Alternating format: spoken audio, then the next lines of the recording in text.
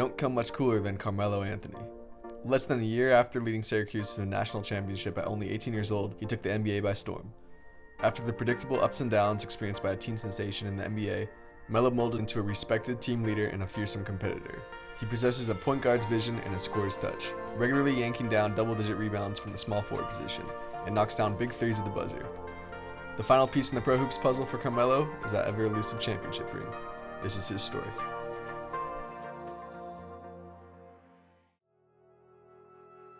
Carmelo was born on May 29, 1984 in New York City. He was named after his father, who died of liver failure when Carmelo was only 2. That left Carmelo's mother, Mary, on her own to raise her infant son and his 3 older siblings. She worked long hours as a housekeeper to support her family. Carmelo's brothers and sisters were all much older than him, so they helped look out after him. Carmelo absolutely loved basketball, both the college game and the NBA. At the time, the Big East Conference was one of the nation's best, with big-time players like Eric Murdoch, Malik Sealy, and Alonzo Mourning. The Knicks, meanwhile, were developing into a championship contender behind Georgetown grad Patrick Ewing. Down to 2, down to 1, Ewing, a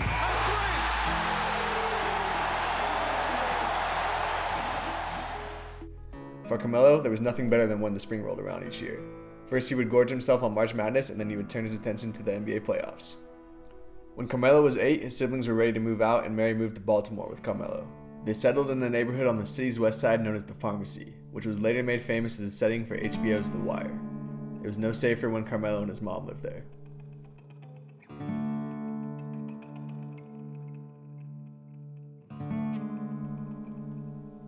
Crime and drugs could be found in every corner.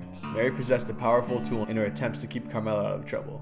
If he stepped out of line, even slightly, he wasn't allowed anywhere near a basketball court. Now, when Melo entered high school, he wasn't a standout player. He was crazy about basketball and worked hard on his game, but he was pretty average height and build even for his original position of point guard.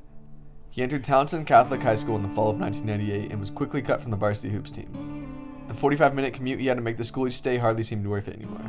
Everything changed during the summer of 1999. Carmelo shot up 5 inches and suddenly became one of the area's top players. The ball handling skills and jump shot he had honed as a guard were much more dangerous, packed into the frame of a 6'5" swingman. Against tough competition in the Maryland Interscholastic Athletic Association and the Catholic League, Melo more than held his own. For the season, he averaged 14 points, 5 rebounds, 4 assists, and 2 steals.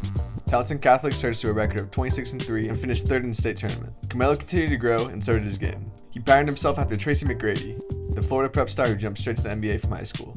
Carmelo enjoyed a huge year as a junior, almost doubling his scoring and rebounding numbers. Though Townsend Catholic fell short of the state title, he was named the Baltimore City and County Player of the Year. So at this point, it seems like things are going pretty well for Melo, but the attention and focus on him began to get to his head. He was being propped up by his friends and classmates who were guaranteeing him a destiny of NBA stardom. Ignoring his schoolwork, Carmelo started missing classes and was suspended on several occasions. But even though Carmelo had made a name for himself in the area, he barely registered a blip on the radar screen of pro scouts. Skinny and lacking strength, he was in no way ready for the physical demands of the NBA.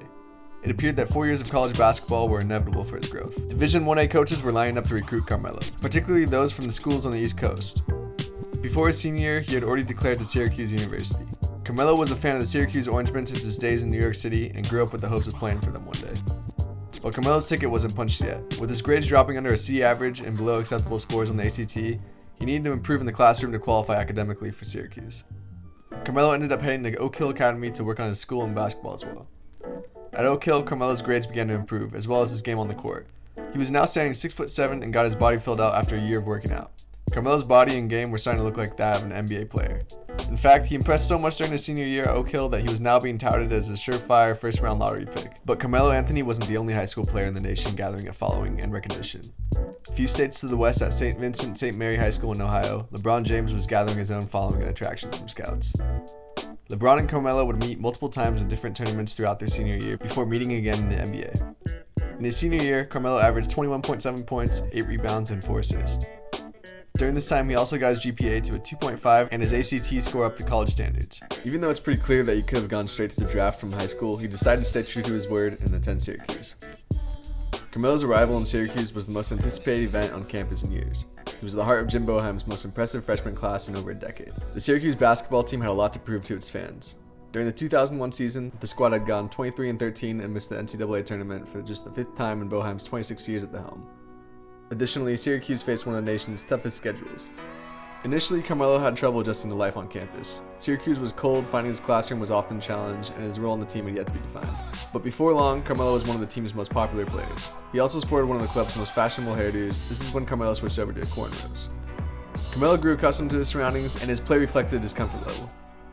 He averaged 22.2 points, 10 rebounds, and 2 assists during his freshman season at Syracuse. Ultimately, he helped guide Syracuse to their first ever NCAA tournament title in 2003. He led the team in scoring, rebounding, minutes played, field goals made, and free throws made and attempted. Carmelo's 33-point outburst against the University of Texas in the Final Four set an NCAA tournament record for the most points by a freshman.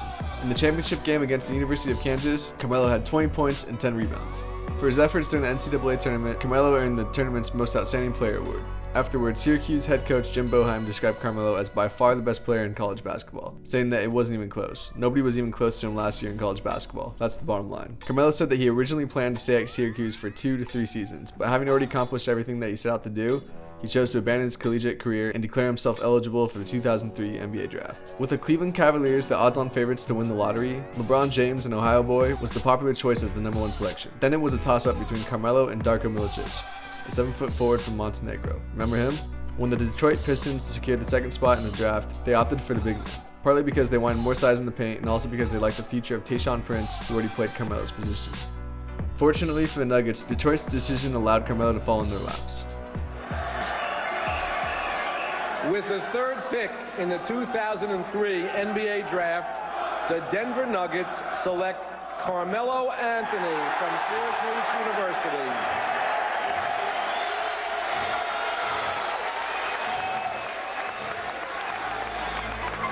8 feet up, 1 year in college, and led Syracuse to 30 wins in its first ever national championship.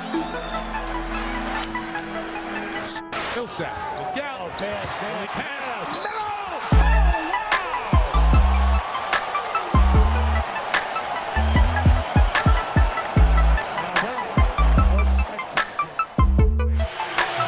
And there's the foul. They didn't call it, and Carmelo hits it. Carmelo hits it. Now, I'm not going to go into too much detail on Carmelo's professional career as it's pretty well documented, but after spending 8 seasons in Denver, Carmelo was traded along with Chauncey Billups to the New York Knicks, where he would spend another 7 seasons before ending up in Oklahoma City, where he plays now. Now, Carmelo has never made it deep into the playoffs, but his talent, especially as a scorer, has never been in question.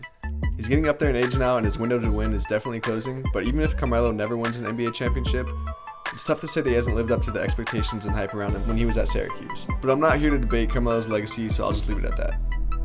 Anyways guys, as always, thanks for watching. I hope you guys enjoyed the video, and if you got any other players you'd like me to do before the Fame video on next, let me know in the comment section below.